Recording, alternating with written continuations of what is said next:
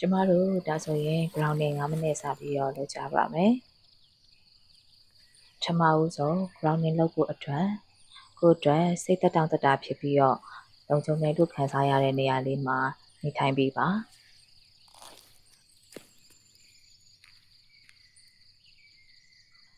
ကျေးဇူးပြုပြီးတော့ကိုယ်သက်တောင့်တတဖြစ်တဲ့ထိုင်ခြင်းကိုထိုင်လို့ရပါတယ်။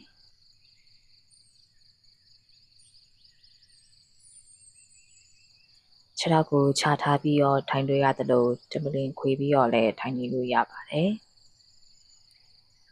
ပြီးတော့ရင်မျက်လုံးလေးကိုဖြည်းဖြည်းချင်းစီမိတ်ထားပေးပါအကယ်၍ကိုယ့်အတွက်မျက်လုံးမိတ်ထားခြင်းကတတောင့်တတမဖြစ်စေဘူးဆိုရင်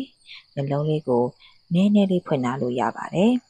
မျက်နှာလေးချပြီးတော့နေလို့ရပါတယ်ကျမတို့အသက်ကလေးကိုလည်းပုံမှန်ရှူသွင်းရှူထုတ်လေးလုပ်ကြရအောင်ရှူသွင်းမယ်ရှူထုတ်မယ်ရှူသွင်းမယ်ရှူထုတ်မယ်ရှူသွင်းမယ်ရှူထုတ်မယ်ရှူသွင်းရှူထုတ်လေးကိုပုံမှန်လေးပြုလုပ်နေပြီပါ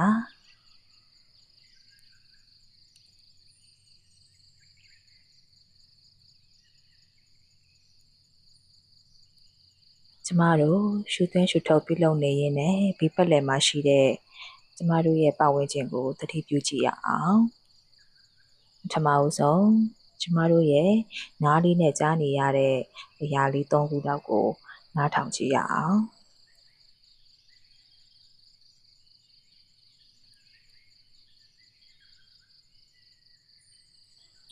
ဒီတန်တွေကြားနေရတာလားကျမတို့အခန်းထဲကအဲကွန်ရဲ့အတန်လားအပြင်မှာရောက်နေခဲ့မယ်ဆိုရင်အပြင်ကကျင်းငှက်တရဲ့အတန်ကိုကြားနေရတာကိုယ့်ရဲ့စိတ်ထဲမှာကြားနေရတယ်လို့ခံစားရတဲ့အတန်၃တန်ကိုချမှတ်ပေးပါ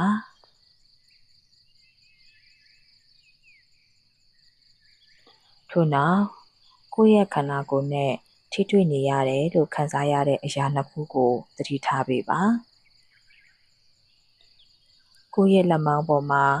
ထိတွေ့နေတဲ့အင်ကြီးစားလေးတွေလားကိုယ့်ရဲ့ခြေထောက်က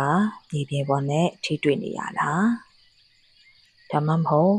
ကိုယ့်ရဲ့လက်စုံကကိုယ့်ရဲ့ခြေထောက်ပေါ်သို့မဟုတ်ပေါင်ပေါ်မှာတင်ထားတာလားကိုယ်ကထိတွေ့နေတဲ့အရာနှစ်ခုကိုလည်းသတိကပ်ပေးပါနောက်ဆုံးအနေနဲ့ကိုယ့်ရဲ့နှာခေါင်းထဲမှာရနေတဲ့အနံ့လေးတစ်ခုကိုသတိကပ်ပေးပါငွေးကြိုင်တဲ့အနံ့ကိုရနေတာလားသို့မဟုတ်ဆူရှားတဲ့အနံ့ကိုရရှိနေပါလားရရှိတဲ့အနံ့လေးကိုလည်းသတိကပ်ပေးပါထို့နောက်ကျမတို့ရှူသွင်းရှူထုတ်လေးကိုပြန်ပြီးတော့အာရုံပြုပေးပါရှူသွင်းမယ်ရှူထုတ်မယ်ရှူသွင်းမယ်ရှူထုတ်မယ်ရှူသွင်းမယ်ရှူထုတ်မယ်ကဲကျမတို့ရှူသွင်းရှူထုတ်ပြုလုပ်ရင်းနဲ့အသက်အရှိတစ်ခေါက်လောက်လဲရှူသွင်းကြည့်ရအောင်အားရပါရရှူသွင်းလိုက်ပါရှင်ခဏလောက်လေးလေကိုထိန်းထားပေးပါရှူထုတ်လိုက်ပါဖြည်းဖြည်းချင်းစီကျမတို့ပုံမှန်ရှူသွင်းရှူထုတ်ကိုပြန်သွားပါမယ်ရှူသွင်းမယ်ရှူထုတ်ပါမယ်ရှူသွင်းမယ်ရှူထုတ်ပါမယ်ရှူသွင်းမယ်ရှူထုတ်ပါမယ်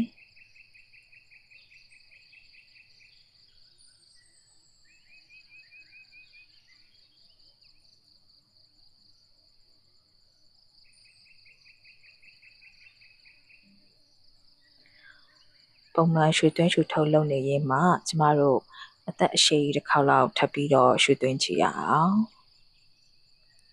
ရှူသွင်းလိုက်ပါထိန်းထားပေးပါပြန်ရှူထုတ်ပေးပါ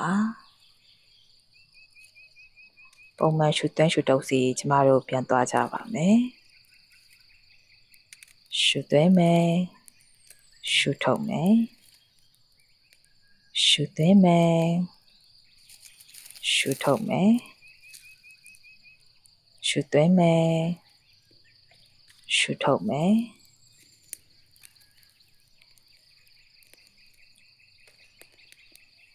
ကဲကျမတို့အနေနဲ့အခုရှုသွင်းရှုထုတ်လဲကောင်းမွန်စွာပြုလုပ်ပြီးပြီဖြစ်တဲ့အတွက်ကြောင့်မို့လို့နှလုံးလေးတွေပြန်ပြီးတော့ဖွင့်လို့ရမှာတော့မယ်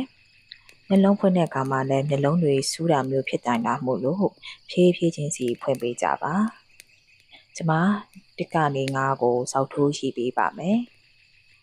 5 4 3 2 1